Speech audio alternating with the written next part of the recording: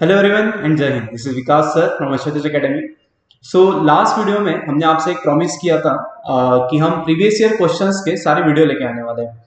सो ये सीरीज आज से हम स्टार्ट कर रहे हैं, जिसमें आप देख पा रहे होंगे हम आज के लेक्चर में प्रीवियस ईयर क्वेश्चन एनालिसिस करेंगे। मैं आपको एट द एंड स्ट्रेटेजी भी बताने वाला हूँ एंड आपको स्ट्रेटेजी बहुत मजेदार भी लगेगा। ओके, सो सर आज कौन से क्वेश्चन हम एनालिसिस करने वाले हैं? बेसिकली हम एनालिसिस करने वाले साइंस सेक्शन में, जिसमें एक पोर्शन होता है फिजिक्स। अभी फिजिक्स का मतलब होता है नेचर का स्टडी करना। तो बेसिकली जितने भी चैप्टर आपके साइंस में फिजिक्स से रिलेटेड होंगे, उसके ऊपर जितने भी अभी तक के सवाल आए, ओके, तो सवाल हम इसमें डिस्कस करेंगे। अपार्ट फ्रॉम इट मैं आपको at the end of this video आपको कुछ साइंस के या फिर बेसिकली फिजिक्स के टॉपिक्स बताने वाला हूं, जो आपके लिए बहुत ही इंपॉर्टेंट रहेंगे पढ़ाई के लिए भी। Okay, so let's start. So मैंने यहाँ पे एक चार्ट बनाया है। अभी प्रॉब्लम इज दैट कि एसबीआई ने लास्ट ईयर का ही पेपर पब्लिश किया है। उससे पहले एसबीआई कभी भी उनके पेपर पब्लिश नहीं करता था। डोंट नो द रीजन क्या है मुझे भी पता नहीं उसका।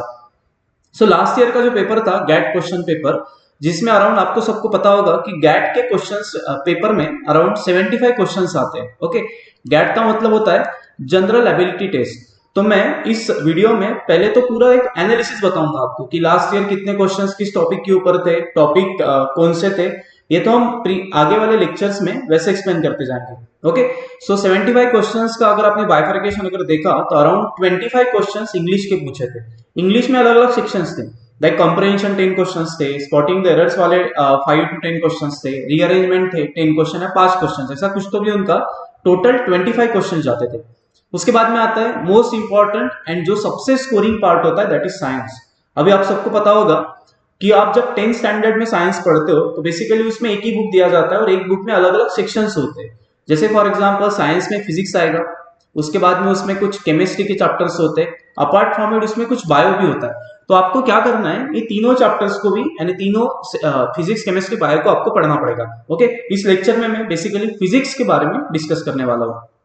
हिस्ट्री के क्वेश्चंस आते थे, अराउंड 8 क्वेश्चन हिस्ट्री के थे, जिसमें maximum question are from the ancient history and applied history के क्वेश्चंस थे। 5 क्वेश्चंस ऑफ ज्योग्राफी, पांचों के पांचों क्वेश्चंस रिवर के ऊपर थे, all river belongs to the Maharashtra. उसके बाद में 4 questions on polity, 5 questions on GK, 4 on defence, जिसमें कुछ रैंक वाइज स्ट्रक्चर्स उन्होंने पूछे थे। अभी आपको अगर क्वेश्चन पेपर भी चाहिए तो बेसिकली आप हमारा एप्लीकेशन है प्ले स्टोर पे YT है यशवतेज एकेडमी, उसे डाउनलोड कीजिएगा। अपार्ट फ्रॉम इट आपको फ्री टेस्ट सीरीज भी वहां पे आपको एक मिलेगा। मैं इस वीडियो के आगे वो एक्सप्लेन करने वाला हूँ। सो लेट्स स्टार्ट कि लास्ट ईयर साइंस में के फिजिक्स में 10 क्वेश्चन पूछे थे। क्वेश्चन किस टाइप के थे, डिफिकल्टी लेवल कितना था उनका, वो सारी चीजें हम इस वीडियो में डिस्कस करने वाले। So here comes the first question. अभी देखो मैं आपको क्वेश्चन बताऊंगा, क्वेश्चन का टॉपिक बताऊंगा एंड एट द एंड एक क्वेश्चन किस बुक से उन्होंने उठाया था ये भी आपको बताने वाला हूं। सो फर्स्ट क्वेश्चन क्या है? तो फर्स्ट क्वेश्चन है which of the following 4 graphs represent the motion at a constant speed, यानी कौन सा ऐसा ग्राफ है जो कांस्टेंट स्पीड का मोशन रिप्रेजेंट करता है। ओके, सो बेसिकली क्वेश्चन है मोशन चैप्टर के ऊपर, जो 8th स्टैंडर्ड या फिर 9th स्टैंडर्ड में चैप्टर बेसिकली प्रेजेंट रहता है। अभी आपको पता होना चाहिए कि स्पीड का मतलब क्या होगा। तो स्पीड का एक बेसिक फॉर्मूला होता है, स्पीड इज इक्वल टू रहता है भाई डिस्टेंस अपॉन टाइम। उन्होंने क्या बोला है, कांस्टेंट स्पीड का ग्राफ है तो लास्ट वाला ग्राफ तो वैसे ही कट हो जाएगा। क्यों सर? बिकॉज उसमें तो वेलोसिटी टाइम का ग्राफ दिया है। तो जिस ऑप्शन में एस आपको दिखाई दे रहा है वो ऑप्शन सीधा कट कर लीजिए, तो ये ऑप्शन कट हो गया। ओके, अभी बचे कितने ऑप्शन है? ए, बी एंड डी। तो इस सेशन में हम आपको एमसीक्यू सॉल्विंग की टेक्निक्स भी बताने वाले। ओके, अपार्ट फ्रॉम इट अगर आपको पढ़ाई अच्छे से करना है तो आप हमारे वीडियोस भी यूट्यूब पे ऑलरेडी अपलोडेड है, इनकमिंग डेज में हम अपलोड भी करने वाले हैं, वो सारे वीडियोस आप इसमें देख सकते हो। ओके, सो यहाँ पे उन्होंने बोला है कांस्टेंट स्पीड। अभी कांस्टेंट स्पीड का मतलब क्या होगा रे, कि स्पीड यूनिफॉर्म रहना चाहिए यानी इक्वल रहना चाहिए। अभी स्पीड यूनिफॉर्म रहने के लिए आपको डिस्टेंस अपॉन टाइम का रेशियो भी कैसे होना चाहिए, हर बार आपको इक्वल होना चाहिए रेशियो। तो इसके लिए हम क्या करेंगे, इसके लिए हम ग्राफ देखेंगे। तो अभी देखो फर्स्ट ग्राफ देखो, डिस्टेंस अपॉन टाइम। अभी सेकेंड चीज, ये सेकेंड वाला ग्राफ भी अपने आप कैंसिल होगा। क्यों? बिकॉज इसमें ग्राफ का रीडिंग आपको पता होगा। इसमें क्या दिया है उन्होंने, देखो इसमें उन्होंने बोला है कि स्पीड एंड टाइम, जैसे देखो टाइम बढ़ रहा है तो स्पीड की वैल्यू भी क्या हो रही है, वेरी हो रही है। तो ये क्यू वाला ऑप्शन भी नहीं हो सकता। क्यों? बिकॉज इसमें स्पीड कांस्टेंट ही नहीं है, स्पीड तो हर बार टाइम के साथ वेरी हो रहा है।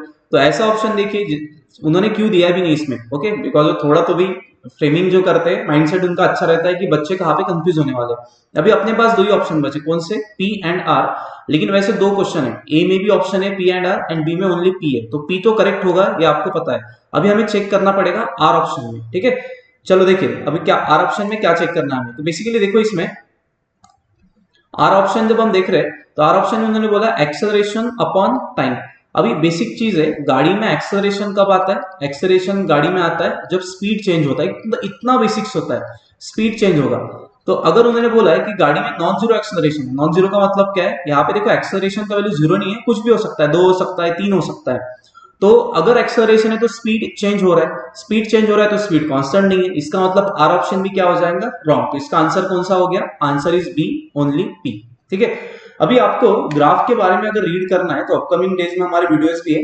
अपार्ट फ्रॉम इट हमारे यशोतेज एकेडमी के चैनल पे आपको एक मोशन नाम का चैप्टर है, एसपीआई प्ले लिस्ट में जाइए, वहां पे एसपीआई करके एक सेक्शन होगा, वहां पे एक मोशन नाम का चैप्टर भी है, आपको सारी चीजें उसमें मिल जाएंगी। ओके चलिए नेक्स्ट क्वेश्चन की तरफ आते हैं। अभी basically this is question from the 11th standard. Okay ये आपके सिलेबस में कहीं पर भी क्वेश्चन मेंशन नहीं है, लेकिन इजी क्वेश्चन है। क्वेश्चन क्या है, raft of a wood of mass 120 kg floats in a pond. Rahul, whose mass is 37 kg, has to travel on it. How much additional luggage can he carry him with him without sinking the raft? अभी ये समझने के लिए हम क्या करेंगे, थोड़ा imagination इसमें बढ़ाना पड़ेगा। ओके अभी देखो क्या है, एक राफ्ट है, राफ्ट का मतलब एक वुडन होगा, वुड का डेंसिटी तुम्हें दिया है, ये पानी के ऊपर तैर रहा है। अभी उन्होंने बोला है कि एक बंदा है जिसका नाम है राहुल। ओके तो ये राहुल क्या कर रहा है भाई, राहुल को इस राफ्ट के ऊपर बैठना है, तो राहुल क्या किया, इस राफ्ट के ऊपर बैठ गया।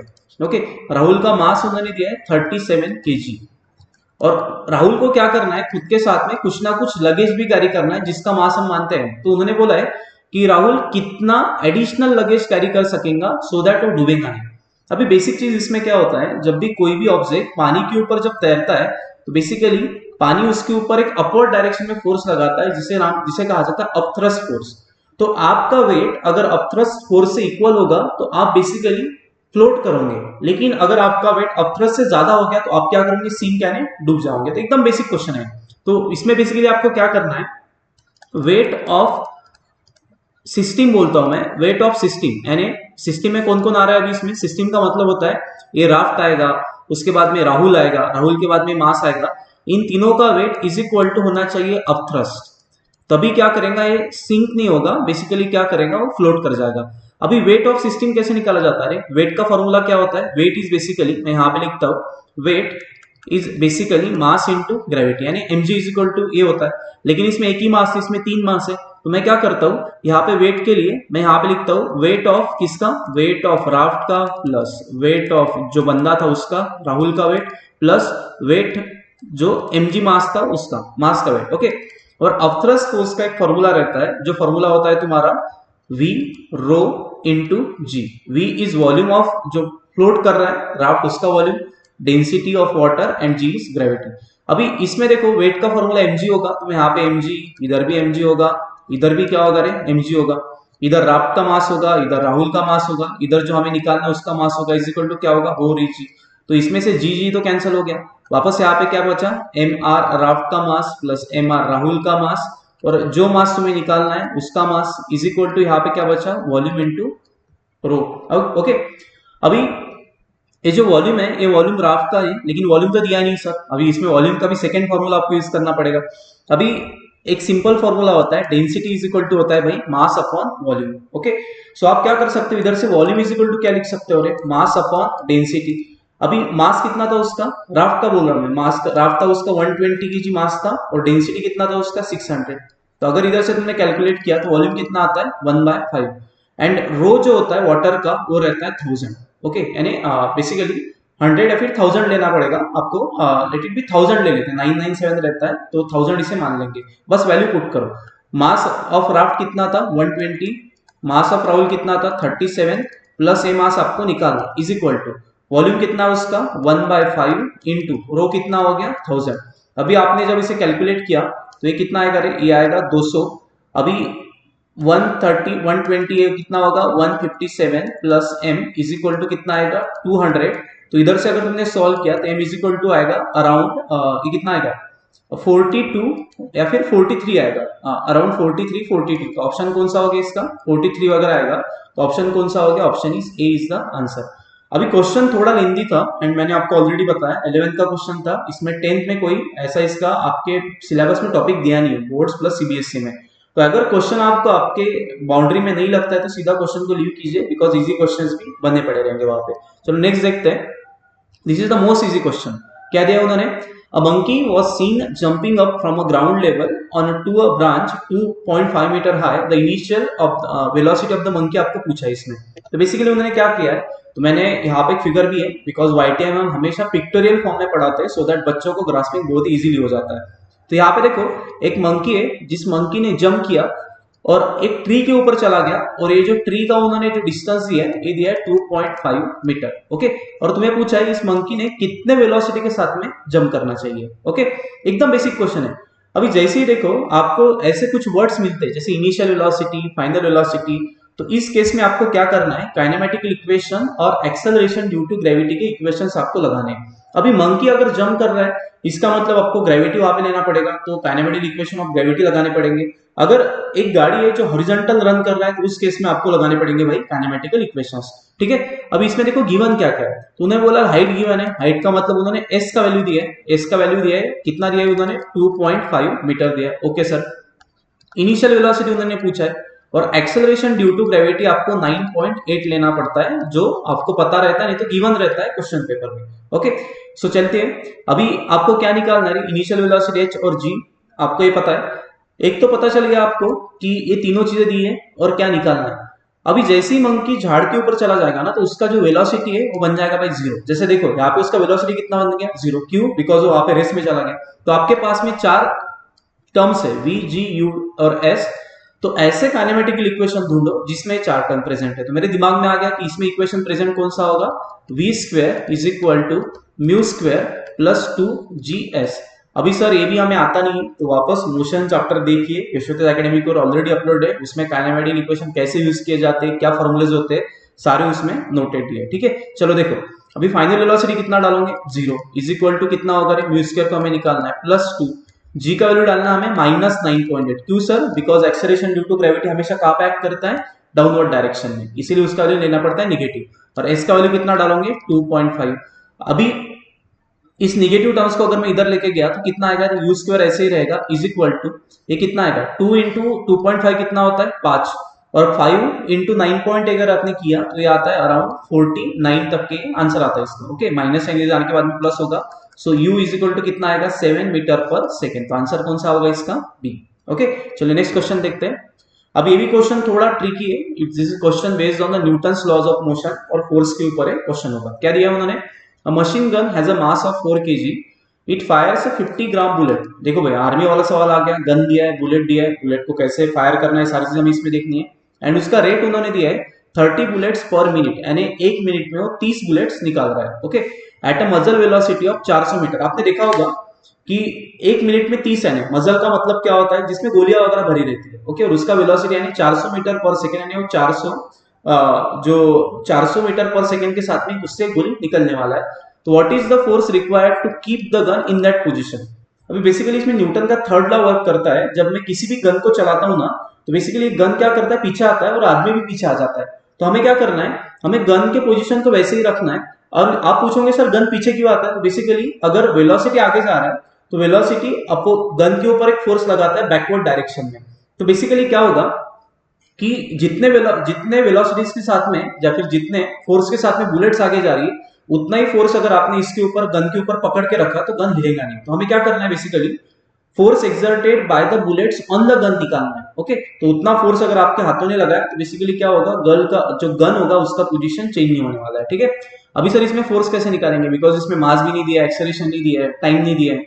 ओके, तो बेसिक चीज है, न्यूटन का सेकेंड लॉ सबको पता है। न्यूटन का सेकेंड लॉ होता है force is equal to mass into acceleration. Okay, अभी इसमें से भी ये लॉ हमें यूज नहीं करना है। एक सेकेंड इक्वेशन होता है इसका, F is equal to delta P by T। What is P? P is basically a momentum, और व्हाट इज डेल्टा, इसे बोला जाता है चेंज इन मोमेंटम। इसे मैं कैसे लिख सकता हूँ, final momentum minus initial momentum upon time okay, is equal to momentum का फॉर्मूला होता है मास इंटू वेलोसिटी, तो final initial momentum final momentum का टर्म्स डाल दो और अपॉन में लिखो टाइम। ठीक है, अभी देखो इसमें मैंने बोला है फोर्स ऑन गन तो निकालना है, लेकिन तुम्हें बुलेट का फोर्स निकालना है कितना गन के ऊपर वो लगा रहा है। तो यहाँ पे हमारे पास में एक फॉर्मूला कौन सा आ गया, M V minus M U divided by time. ठीक है, अभी सिंपल चीज है, जब गन और बुलेट दोनों रेस में होंगे तो उनका वेलोसिटी कितना होगा, जीरो। तो इनिशियल वेलोसिटी कितना हो गया उनका, जीरो हो गया।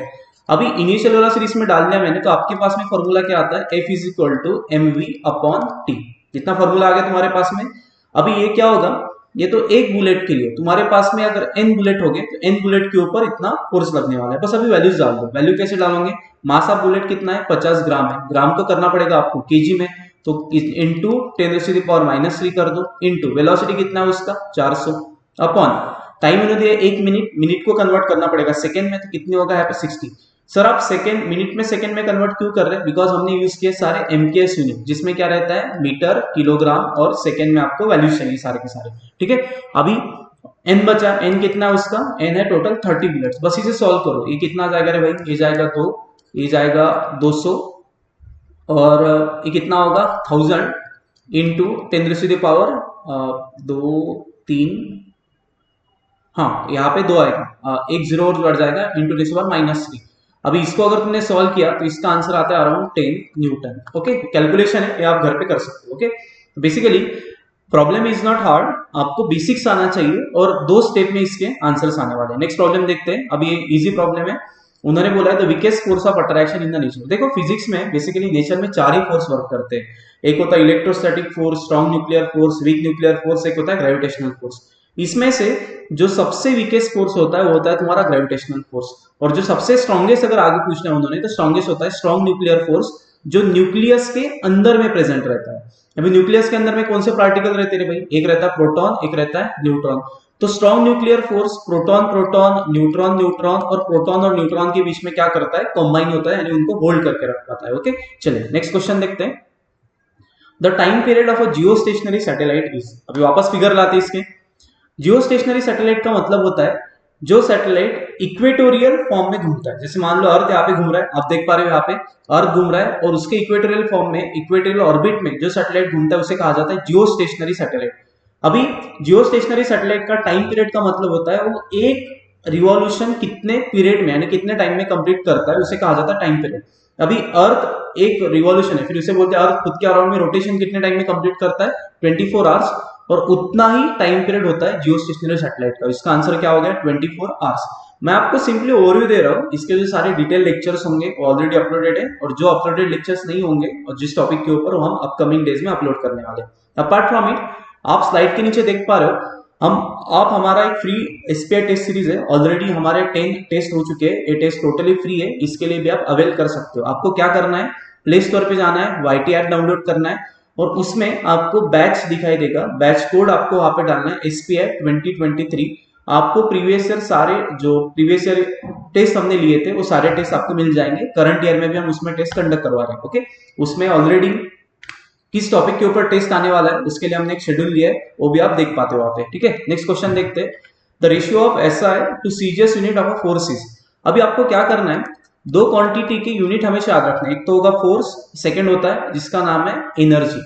अभी ये जो 2 क्वांटिटीज है ना, ये मैक्सिमम बार पूछी जाती है और इनकी यूनिट एक साइंटिस्ट के नाम के ऊपर बेस्ड है। जैसे फोर्स का यूनिट होता है न्यूटन, जो न्यूटन के ऊपर बेस्ड है, और जूल एनर्जी का यूनिट होता है जूल, एक साइंटिस्ट था जूल, उसके ऊपर यूनिट बेस्ड था। अभी ये यूनिट हो गए तुम्हारे SI यूनिट। इसके बाद में यूनिट्स आते हैं CGS। न्यूटन फोर्स का CGS यूनिट होता है डायन, ओके, और एनर्जी का CGS यूनिट होता है अर्थ। अभी जैसे तुम्हें पता है 1 मीटर इज इक्वल टू रहता है भाई 100 सेंटीमीटर, वैसे ही क्या होता है न्यूटन और डाइन में एक रेशियो रहता है कन्वर्जन का, जूल और अर्थ में एक रेशियो रहता है कन्वर्जन का, बस आपको रेशियो याद रखना है। सो याद रखो 1 न्यूटन इज इक्वल टू रहता है 10⁵ dyne and 1 joule is equal to रहता है 10⁷ अर्थ। अभी ये दोनों भी क्वेश्चन लास्ट ईयर पूछे थे, एक बार फोर्स का और अगले वाले साइड में आपको पता चलेगा एनर्जी का भी क्वेश्चन उन्होंने पूछा है। तो इसका आंसर क्या होगा 10⁵ डाइन। नेक्स्ट देखते हैं एस्केप वेलोसिटी ऑफ अर्थ। अभी देखो कोई भी सैटेलाइट अगर अर्थ के ग्रेविटेशनल फील्ड से अगर बाहर भागता है तो उसे किसी एक वेलोसिटी के साथ में जाना पड़ता है और उस वेलोसिटी को कहा जाता है एस्केप वेलोसिटी या फिर भागने वाला वेलोसिटी। अभी आपको प्रॉपरली याद रखना पड़ेगा एस्केप वेलोसिटी ऑफ अर्थ, ये स्टैटिक चीजें होता है 11.2 मीटर पर सेकेंड। नेक्स्ट देखो, मैंने ऑलरेडी आपको बता दिया 1 joule of work is equal to होता है 10⁻⁷ आवर। वर्क आएगा नहीं तो आएगा अपना एनर्जी। वर्क एंड एनर्जी दोनों भी चीजें सेम ही है, दोनों का यूनिट सेम होता है, फॉर्मूला ओनली डिफरेंट होता है। ओके, वर्क पावर एनर्जी एक चैप्टर होता है 9th और 8th स्टैंडर्ड में, उससे सारे क्वेश्चन उन्होंने उठाए। नेक्स्ट क्वेश्चन देखते हैं।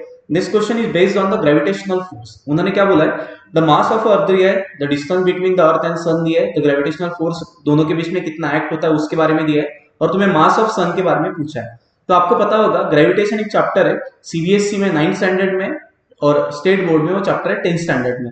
तो ग्रेविटेशनल फोर्स का फॉर्मूला क्या होता है, सपोज मान लो दो मासेस मैंने लिए, दिस इज m1 मास, ये m2 मास है, और दोनों के बीच में डिस्टेंस अगर r होगा तो दोनों मासेस क्या करते हैं, दोनों मास एक दूसरे की तरफ चिपकते हैं, अट्रैक्ट होते हैं ना भाई, लव बर्ड्स होते हैं तो अट्रैक्ट हो जाएंगे यहाँ पे। तो ये क्या करते हैं, इनके बीच में एक फोर्स लगाते हैं, वो फोर्स कितना होता है g m1 m2 upon r²।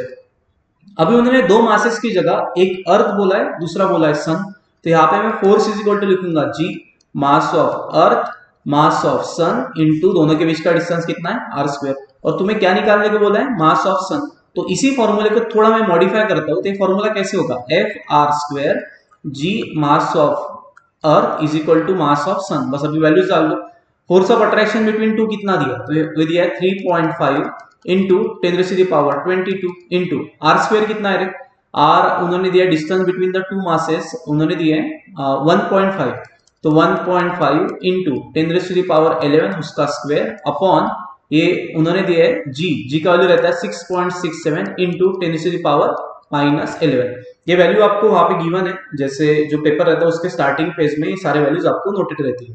Okay, into mass of अर्थ कितना है 6 इंटू 10⁻24, और मास ऑफ सन आपको निकालना है, बस कैलकुलेट करो, कैलकुलेट करने के बाद में इसका ऑप्शन आता है सी। ठीक है, ये सारे क्वेश्चंस थे जो क्वेश्चन पूछे थे आपको 2022 एग्जाम में, लास्ट ईयर के एग्जाम में, और ये क्वेश्चंस ओनली साइंस के थे, जिसमें से 10 क्वेश्चन मैंने आज डिस्कस किए।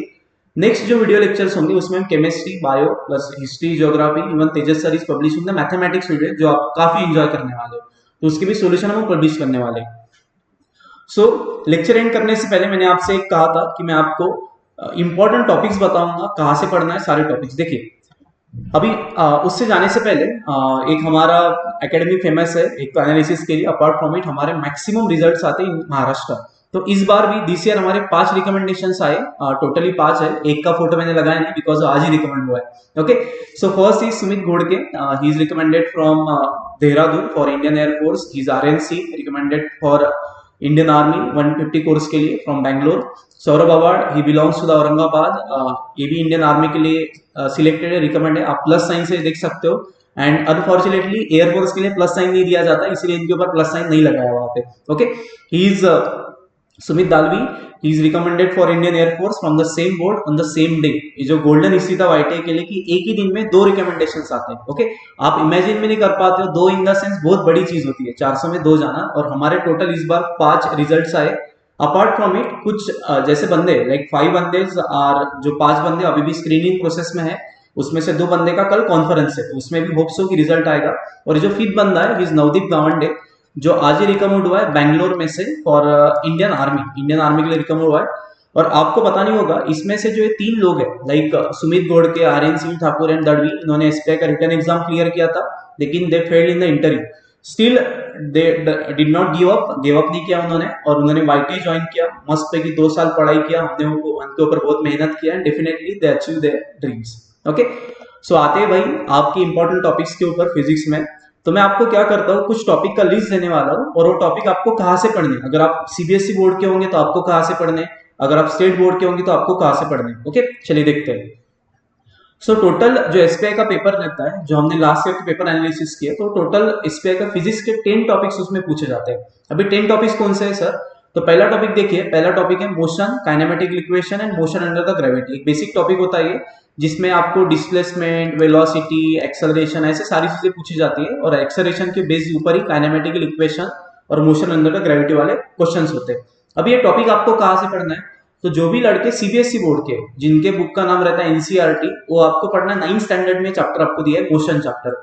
स्टेट बोर्ड वाले बंदे को ऐसा एक अलग से चैप्टर दिया नहीं, लेकिन 9th स्टैंडर्ड में लॉज ऑफ मोशन में आपको थोड़ा तो भी ये चैप्टर के बारे में आपको पढ़ना पड़ेगा। ठीक है, चलिए नेक्स्ट देखते हैं, force and Newton's laws of motion. Okay, ये चैप्टर सीबीएसई में 8 और 9 स्टैंडर्ड में और स्टेट बोर्ड में 8 स्टैंडर्ड में। सर अभी इसके लिए पढ़ाई कैसे करें? तो पढ़ाई करने के लिए क्या करना पड़ेगा आपको, जैसे मैंने लिस्ट एक नोट डाउन कर लो एक पेज के ऊपर, उसके बाद में आपको क्या करना है, टॉपिक उठाना है, उस स्टैंडर्ड का बुक पढ़ देखना है, उसको क्वेश्चंस उसको एक बार रीड करना है, और ये सारी वीडियोस ऑलरेडी हमारे एप्लीकेशन पे है, तो आप वो वीडियो से भी गो थ्रू कर सकते हो, उसका लिंक इस वीडियो डिस्क्रिप्शन में भी दिया रहेगा।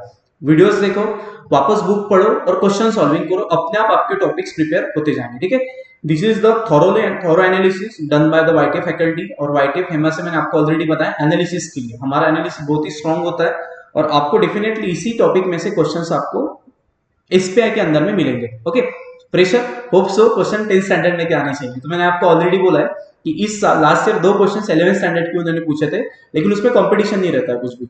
प्रेशर एक टॉपिक होता है, प्रेशर यानी फोर्स अपॉन एरिया, उसका फॉर्मूला है, यूनिट पूछा जाएगा, अलग अलग क्वेश्चंस आते हैं, ये आपको टॉपिक मिलेगा 8 and 9 standard in CBSE, 8 standard in state board. आपको एक ही बुक कौन सा फॉलो करना है, स्टेट बोर्ड फॉलो करो, नहीं तो एनसीईआरटी। और मैं आपको बोलूंगा अगर आप स्टेट बोर्ड से हो तो आप स्टेट बोर्ड ही फॉलो करो, एनसीईआरटी के ऊपर जंप मत करो। वर्क पावर एनर्जी एक सेकंड चैप्टर है जो 9th और 9th दोनों स्टैंडर्ड में आएगा, सीबीएसई और स्टेट बोर्ड वाले। उसके बाद में आता है sound, gravitation, current, electricity, magnetic effect of electric current, light, अलग अलग रिफ्लेक्शन, लेंसेस, अलग अलग टॉपिक्स आते हैं, हीट आता है जिसके ऊपर भी सवाल पूछे गए अभी तक के। ओके, अभी आप बोलोगे sir 10th standard plus SPI का हमें कैसे पढ़ाई करना चाहिए, प्रेशर भी आता है, हमारा कॉम्पिटिटिव नेचर नहीं है वैसे, तो बेसिकली हम इसके लिए फ्यूचर में भी एक लेक्चर अपलोड करने वाले हैं, how to manage the boards and SPI syllabus. Okay, अभी आप इसमें थोड़ा गौर से देखिए, इसमें क्या है कि आपके अराउंड 1 2 3 4 5 टॉपिक्स जो है ना वो ऑलमोस्ट हाफ सिलेबस आपका 10th स्टैंडर्ड वाला है, तो आपको इसके लिए अलग कुछ भी नहीं करना है। अगर आपने 10th स्टैंडर्ड भी अच्छे से पढ़ा, थोड़ा क्वेश्चन ज्यादा सॉल्व किया, तो आपका एसपीआई डेफिनेटली क्लियर हो जाएगा। और जो 5 टॉपिक्स है ना वो आपके 8 और 9 स्टैंडर्ड से, आपको उसमें से बेसिकली 4 या 5 चैप्टर पढ़ने। ओके, तो चैप्टर लिखिए, चैप्टर के बाद में आप वैसे अकॉर्डिंगली चैप्टर को प्रिपेयर कीजिए, हमारे यूट्यूब पे वीडियोस भी आप देख सकते हो।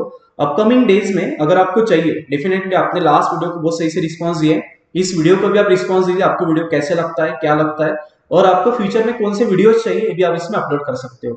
सो एट दी एंड नॉट हम यहाँ पे आज रुकेंगे। होप सो आपको वीडियो पसंद आया होगा, वीडियो शेयर कीजिए मैक्सिमम लोगों के साथ में, और बेसिकल एनालिसिस करके पढ़ाई कीजिएगा, आपका पढ़ाई बहुत ही सही जाएगा। So that's it from my side, thank you and जय हिंद।